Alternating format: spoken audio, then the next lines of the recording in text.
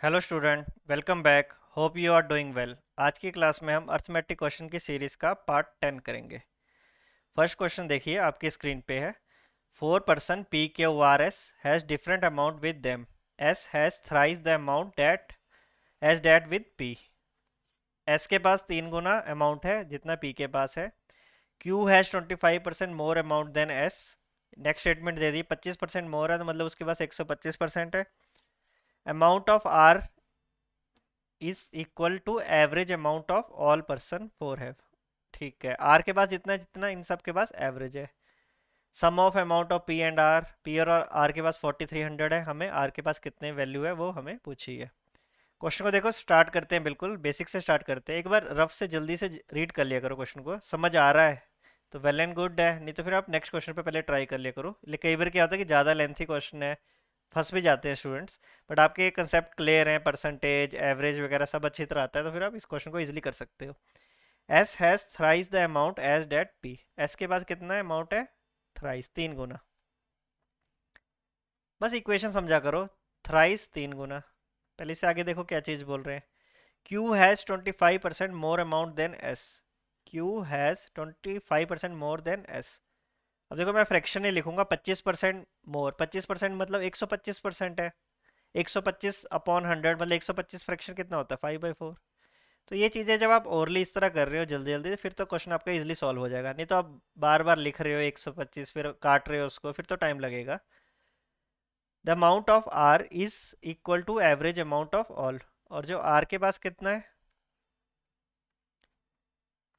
Average of 4%। अच्छा, इसमें average of 4%, average क्या होता है? सम। तो इसमें देखो ये भी इंक्लूडेड होगा, पी के or S divide by 4।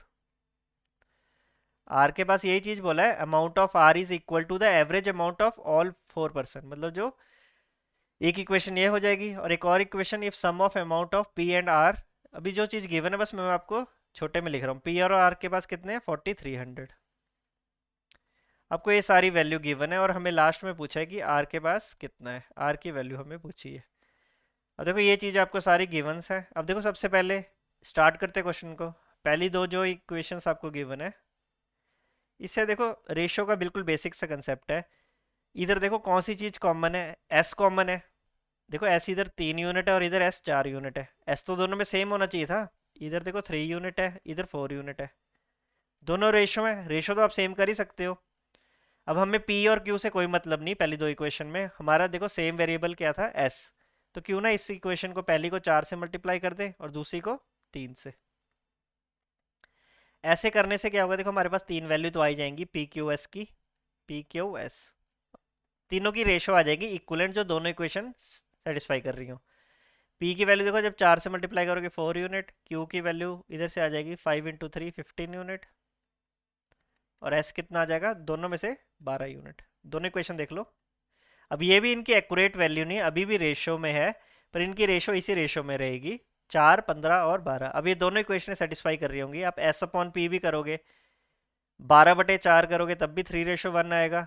और नेक्स्ट क्या था? Q upon S. Q upon S करोगे तो सिंपली आपका 15/12 करोगे तब भी 5:4 आएगा। ये तो बिल्कुल बेसिक सा कंसेप्ट है रेशो का। इससे आगे देखो, अब क्वेश्चन को देखो स्टार्ट ही कर रहे हैं तो देखो इसके साथ ऐसा तो है नहीं कि ये इसकी वैल्यू यही होंगी। एक वेरिएबल लगा लो इनके साथ, एक्स लगा लो। चलो अब क्वेश्चन को देखो, इधर भी थोड़ा सा सॉल्व करो इस इक्वेशन को।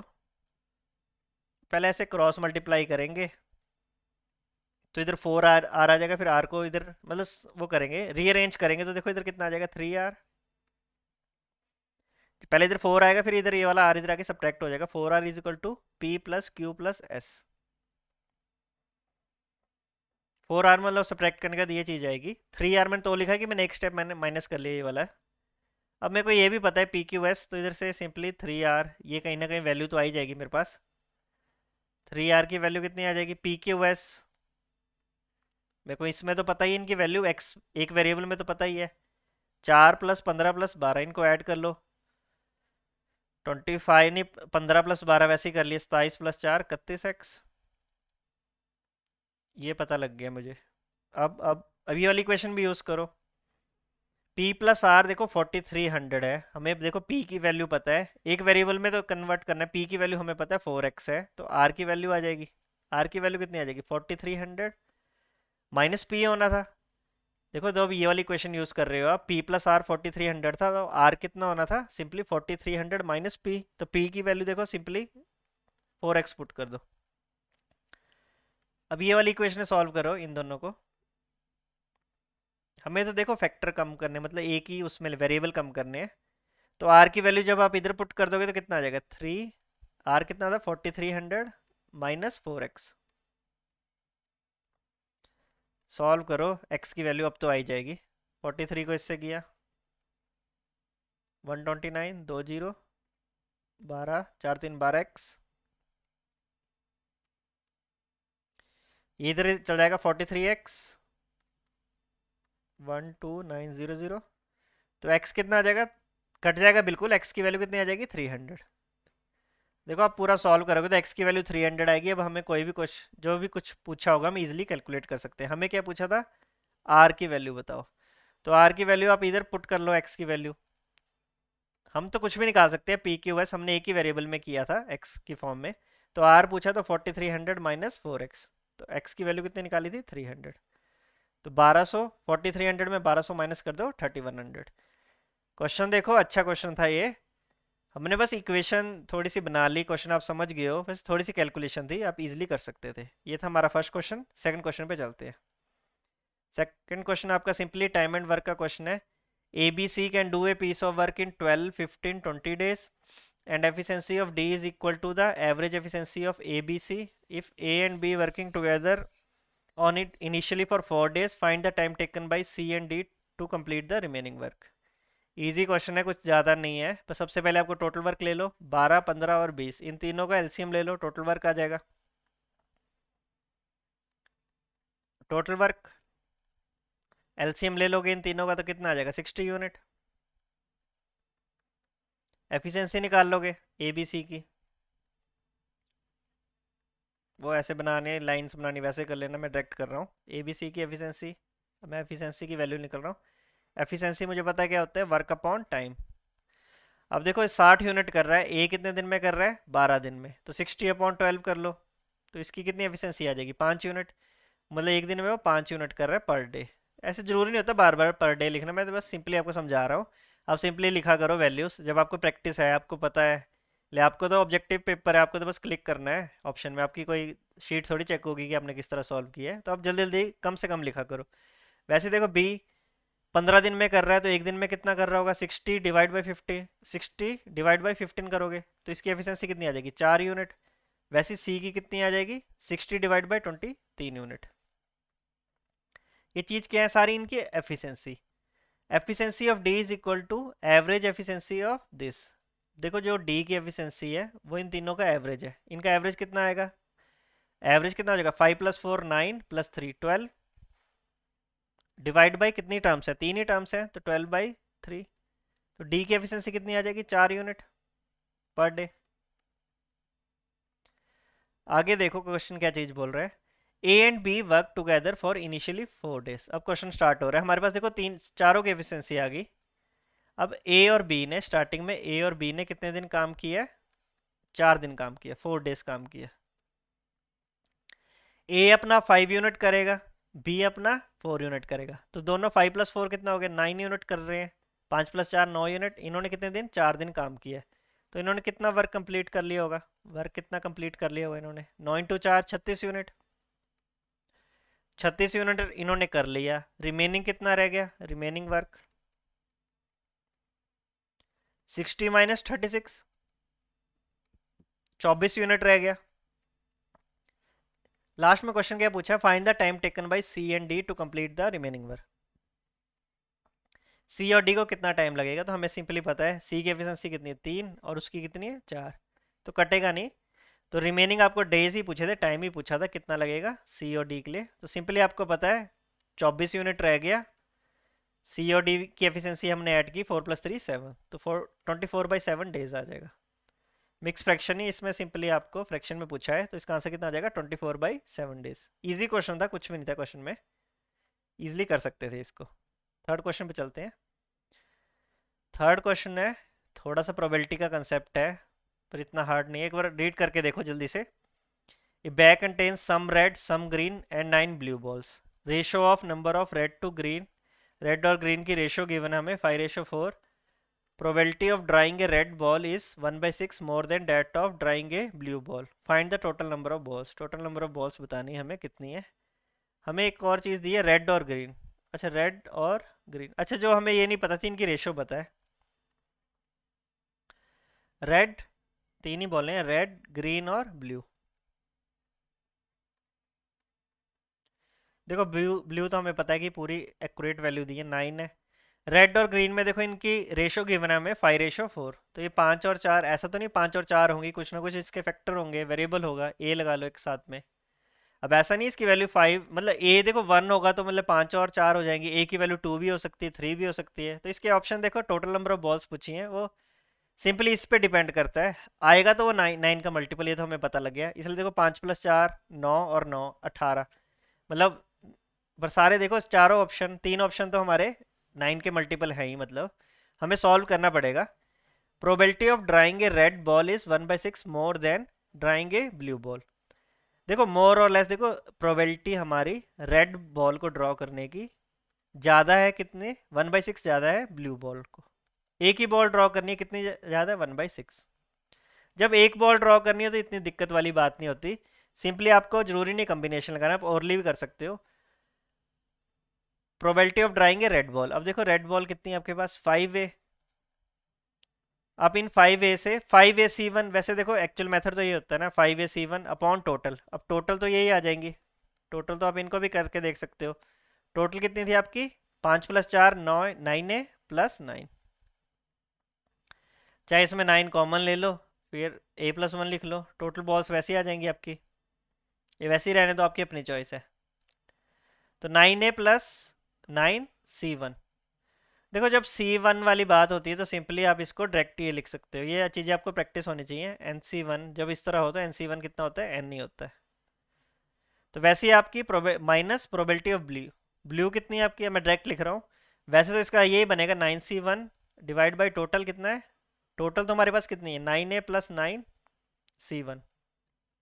अभी मैं सी क्यों लिख रहा हूँ कि आपको एटलीस्ट पता हो, जब एक से ज़्यादा बॉल ड्रॉ करनी हो तब आपकी सिलेक्शन लगती है, तब इसका जरूरत पड़ता है कॉम्बिनेशन का। अभी तो जब आप एक बॉल ड्रॉ करनी तो आप सिंपली कर सकते थे, आप सीधा ये लिख सकते थे। जब आप प्रैक्टिस करोगे तो आपको पता होगा, अच्छा ये सीधा मैंने 5a लिख लिया, डिनोमिनेटर में सीधा कितना आएगा, यही आएगा 9a + 9 माइनस 9c1 सिंपली 9, और नीचे कितना है 9a + 9। ये तो कॉमन ही है, कॉमन ही है आपका, सिंपली देख लो ये सेम चीज है। ऊपर कितना आ जाएगा 5a - 9 1/6। क्रॉस मल्टीप्लाई करो, ए की वैल्यू आ जाएगी।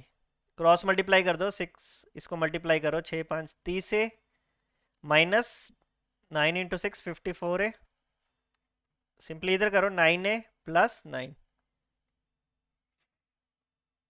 कहीं ना कहीं इसको बस सिंपली सॉल्व करना है। 9 को इधर ले जाओ 21, 21 से 54 को उधर ले जाओ 63। तो सिंपली ए की वैल्यू कितनी आ गई, 3 यूनिट। ए की वैल्यू 3 यूनिट आ गई। टोटल बॉल्स निकालनी थी, इधर पुट कर दो 9 × 3 27 और 9 36। तो 36 आंसर आ जाएगा, 36 बॉल्स आ जाएगा। इजी क्वेश्चन था, ज़्यादा हार्ड नहीं था ये तो। फिर भी आपको मैं इतने स्टेप्स लिख रहा था, ये तो लिखने की जरूरत ही नहीं थी, बस आपने डायरेक्ट ये लिखना था। ये वाली क्वेश्चन पेपर में जब कर रहे हो तो यहीं से स्टार्ट करना है। अभी तो चलो जब कई स्टूडेंट हमारे नए भी होंगे तो उनके लिए मैं बिल्कुल स्टेप बाय स्टेप्स करा रहा हूँ, बट जब आपकी प्रैक्टिस अच्छी है तो स्टेप्स थोड़े से कम लिखने और कैलकुलेशन माइंड में कोशिश करने की जल्दी हो। फोर्थ क्वेश्चन देखिए, एक बार जल्दी से इसको रीड करा करो, एग्जाम भी आप दे रहे हो, पहले आप जल्दी से रीड कर लिया करो कि क्या चीज़ गिवन है। अनिल इन्वेस्ट एक्स स्कीम में फॉर 4 ईयर, वैसी x + 400 बी में 6 ईयर के लिए। आगे देख लो क्या चीज़ गिवन है, ratio of rate of simple interest per annum offered by A and B, इनकी रेशो गिवन है आपको दिस। हमें एक्स की वैल्यू फाइंड करनी है। आपने जल्दी से, स्कीम बोलते हैं, जल्दी जल्दी रफ सा ऊपर ऊपर से पढ़ लिया करो, फिर आपको थोड़ा आइडिया लग जाता है कि एग्जाम में आपका ये टॉपिक स्ट्रॉन्ग है तो आप कर पाओगे, नहीं तो फिर आप नेक्स्ट क्वेश्चन पे चल जाया करो। अभी के लिए देखो वैसे तो इजी क्वेश्चन है। अनिल ने स्कीम ए में, दो स्कीमों की बात कर रहे हैं ए और बी। स्कीम ए में उसका एक्स रुपीज़ है, बी में उसके x प्लस 400 है, x प्लस 400। हम देखो मेन चीज़ क्या है, मुद्दे की बात क्या चीज़ है, ratio of rate of simple interest. अब देखो इधर क्या चीज़ है, इधर भी इनकी रेशो दी है रेट ऑफ सिंपल इंटरेस्ट, और फिर बाद में भी इंटरेस्ट की रेशो गिवन है दिस। देखो वैसे फॉर्मूला तो सबको पता है ना, simple interest P R T upon 100, ये तो सबको ही पता होता है। अब देखो इसमें रेट की भी रेशो गिवन है, तो हम सिंपली क्या करते हैं, इनकी सिंपल इंटरेस्ट की रेशो निकालते हैं, simple interest A upon simple interest B. A के लिए देखो, ए के लिए प्रिंसिपल कितना है, ये चीज़ क्या है, एक्स क्या था इसका प्रिंसिपल। रेट की रेशो देखो, दोनों में हम वेरिएबल नहीं लगाएंगे, ए और बी है तो नीचे भी देखो कितना आ जाएगा, 2:3 आ जाएगा सिंपली। और इसका कितना था पैसा, एक्स प्लस 400। देखो ये चीज़ मैं क्यों कर रहा हूँ, इसलिए मेरे को बाद में भी क्या है, बाद में भी रेशो दी है ना, हमें एक्यूरेट वैल्यू थोड़ी पूछी है, हमें लास्ट में भी देखो रिलेट किससे कर रहे हैं, इंटरेस्ट के, उसकी रेशो सही। तो सिंपल इंटरेस्ट देखो पी आर टी अपॉन 100, तो एक्स, सिंपली एक्स, रेट कितना था इसका 2, और दूसरे का कितना था 3, और इनटू टाइम, पहले के लिए टाइम कितना है 4 ईयर, और नीचे वाले बी के लिए कितना है 6 ईयर। ये देखो सिंपल इंटरेस्ट है, कितनी रेशो दी है 52/135। बस देखो आपको ये वाली इक्वेशन बनानी आ गई, फिर क्वेश्चन तो आप इजीली कर लोगे, क्वेश्चन कुछ ज़्यादा हार्ड नहीं है। अब देखो सिंपली आपके पास सारी वैल्यू है, यहाँ से काट दो, थोड़ी सी कैलकुलेशन कर लो, 4 को सामने सामने भी कट जाते हैं, 4 से काटा 13, इधर 3 6, 3 से तो काट ही दो पहले, 3 से मैंने काटा 4 12 15 45, और भी कट जाएगा वैसे तो। पहले देख लो कितना रह गया था, 2x रह गया था, और डिनोमीटर में कितना रह गया था, x प्लस 400। अब इसको इधर ऊपर से काट देना, इधर 6 भी बचा हुआ है, और ये कितना बच गया था 13/45। अभी सामने काटना है, ये इसको इधर से काट दो, एक ही बात है आपकी, इधर 3 आ जाएगा, 2 और 6 को। देखो ये चीज़ वैसे मैं कर रहा हूँ, नहीं तो आप इनको स्टेप बाय स्टेप कर लेना, इनको रीअरेंज करके, अभी तो देखो प्रैक्टिस होती है, न्यूमरेटर और डिनोमिनेटर ऊपर और नीचे भी कटता है, और जो इस तरह भी कट जाता है, कट इन द सेंस कि जब आपकी प्रैक्टिस हो जाती है तो फिर आपको पता लग जाता है कि वो इस हिसाब से कैलकुलेशन कर सकते हो। वैसे इधर 3 है, इस 3 को मैंने इस 45 से काट दिया, इधर 15, फिर लास्ट में आप क्रॉस करो 15x। अब मेरा कोई कैलकुलेशन कराना नहीं है आपको, मेरा तो बस मेन कंसेप्ट है कि आपको इक्वेशन बनाना आ जाए, फिर आप आगे सॉल्व तो कर सकते हो, ऐसी कोई दिक्कत वाली बात नहीं है। इधर 15x आएगा, और इधर कितना रह गया 13x, बाकी कट गया था सारा, 13 × 4 52, तो 2x 52, या x की वैल्यू कितनी आ जाएगी 26, है ऑप्शन ना, ऑप्शन नंबर 4 आ जाएगा 2600। इजी क्वेश्चन था, कुछ भी नहीं था, बस फॉर्मूला आपको पुट करना था। फिफ्थ क्वेश्चन देखो, आज की क्लास का लास्ट क्वेश्चन नहीं हमारा, मिक्सचर का क्वेश्चन है, और ये वाला क्वेश्चन थोड़ा सा इजी लग रहा है। सबसे पहले देखो 250 litre of mixture contain 60% of milk and rest water. सबसे पहले वही चीज़ है, कैलकुलेट कर ही लेते हैं, 250 है, एक जगह मिल्क लिख लो एक जगह वाटर। टोटल तो हमें पता है 250 है, तो 60% जल्दी से निकल जाएगा इसका, मिल्क कितना आ जाएगा 150। अब ये कैलकुलेशन आपने बहुत जल्दी करनी है, माइंड में करनी है आपके, 25 250 60% आपके बिल्कुल माइंड में आना चाहिए कि 2 जीरो कटेंगे, 25 × 6 150। वैसे ही वाटर कितना आ जाएगा, वाटर 40% होगा तो वैसे ही 100 आ जाएगा, 250 का 40%। और वैसे भी कितना था, टोटल भी 250 था, 250 था, 150 वैसे ही माइनस करके निकाल दो, 100 आ जाएगा। इससे आगे देखो, if milk and water are added in the ratio 1:2, अब इसमें मिल्क और वाटर ऐड कर रहे हैं, और बाद में फिर क्या रेशियो दे रहे हैं 9:2। इसमें मिल्क और वाटर आपने ऐड किया 1:2, और बाद में यही पूछा होगा कि कितना मिल्क आपने ऐड किया। अब देखो 1:2 है, ऐसा तो नहीं है कि इसमें एक और दो ऐड कर दिए, कुछ वेरिएबल होगा, एक्स ले लो, एक जगह एक्स ले लो, मतलब आपने एक्स मिल्क ऐड किया है, 1:2 था ना, मिल्क ही था 1, और वाटर कितना था 2, तो मिल्क आपका एक्स है तो वाटर आपने 2x ऐड किया। इस तरह ऐड करने पे इसमें आपने एडिशन की है ये चीज़, तो आपकी वैल्यू कितनी आ जा रही है, final ratio 9:8, ratio of milk and water become 9:8। बिल्कुल इजी सा क्वेश्चन है, आपको मिल्क पूछा है, आपको एक्स की वैल्यू पूछी है। अब इसको इस तरह कर सकते हो, 150 मिल्क, देखो 150 प्लस एक्स, मिल्क आ गया, थोड़ा इस तरह करके लिख लो, दूसरे में कितना है 100 प्लस 2x, और ये रेशो कितनी है 9:8। क्रॉस मल्टीप्लाई करो, x की वैल्यू इजीली आ जाएगी। यहाँ पे कर देता हूँ मैं 15 को 8 से किया मैंने 120 और एक जीरो लगा दिया।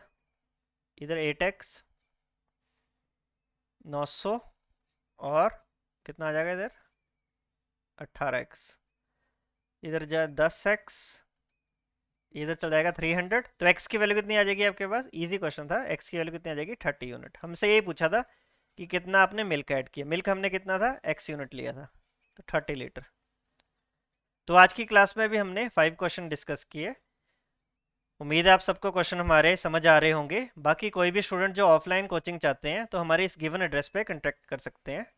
बाकी जो नए स्टूडेंट हमारे मतलब कनेक्ट हुए हैं ऑनलाइन, वो हमारे प्लीज़ चैनल को लाइक एंड सब्सक्राइब कीजिए। बाकी मिलते हैं कल नेक्स्ट वीडियो में, तब तक के लिए टेक केयर।